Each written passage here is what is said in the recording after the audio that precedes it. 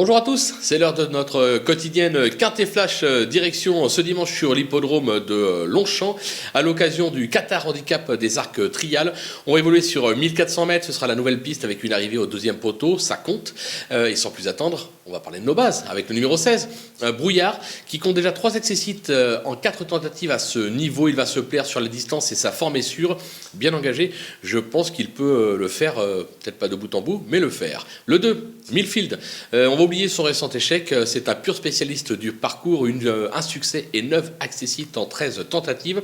En valeur 41, il doit encore une nouvelle fois bien se défendre. Le numéro 1, French Comte, qui vient de courir en Allemagne un groupe. Il sera sur sa meilleure distance. 3 victoires et 4 accessites en 7 sorties. Il s'est déjà placé sur le parcours. Il porte du poids, mais je pense qu'il va falloir compter avec lui. Du côté des opposants, méfiance avec le 5 Power Jack, qui compte 2 accessites à ce niveau. Il se plaît sur ce type de distance. Il est performant sur le sable, mais il l'est également sur le gazon. Même avec une marge au poids réduite, je pense qu'il est capable de faire parler de lui. Le numéro 6, Wonderboy, qui vient de renouer avec le succès sur le sable de Deauville. Il a gagné un quintet sur ce parcours, c'était en juillet 2020. Il est compétitif en 39 de valeur.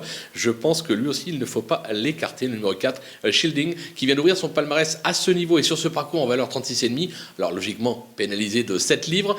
Toutefois, si la donne change, je pense qu'il possède encore un petit peu de marge, suffisamment pour pouvoir se placer. Le coup de poker, ce sera le numéro 7, Maxime, qui s'est placé dans les gros handicaps outre-Manche. C'est plus compliqué sur notre sol, il reste sur 2 échecs à ce niveau.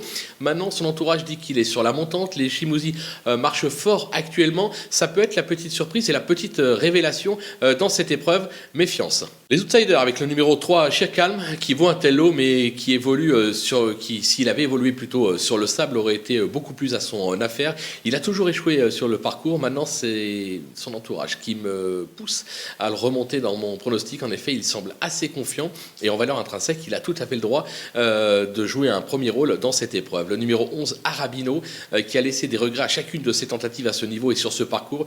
Il vient de prouver sa forme en Allemagne. Il ne va pas falloir le sous-estimer. J'aurais même pu le placer un petit peu plus haut, celui-là. Le numéro 15, Ferretti, performant à 2 et 3 ans. Il a ensuite connu une interruption de carrière. Il a vite repris ses marques. Alors, il passe un test dans cette catégorie, mais il va falloir s'en méfier, tout comme le numéro 9, Al-Kamsim, qui n'a pratiquement jamais déçu depuis ses débuts. Il s'est déjà illustré à une valeur supérieure. Il passe un test lui aussi à ce niveau, mais pourrait très bien s'y révéler. Le numéro 8, The Champ, qui a échoué sur ce parcours début juin. Il vient de courir en progrès sur l'hippodrome de Deauville. Cependant, je le trouve un peu trop chargé pour jouer les premiers rôles, raison pour laquelle je le place aussi bas dans ma sélection. Le numéro 10, Torpen, qui compte quelques bonnes sorties depuis ses débuts, mais à un niveau moindre. Il aurait été plus à son affaire sur le sable. Je le garde, mais entre nous, j'y crois pas plus que cela, comme le 14, The Life Freedom.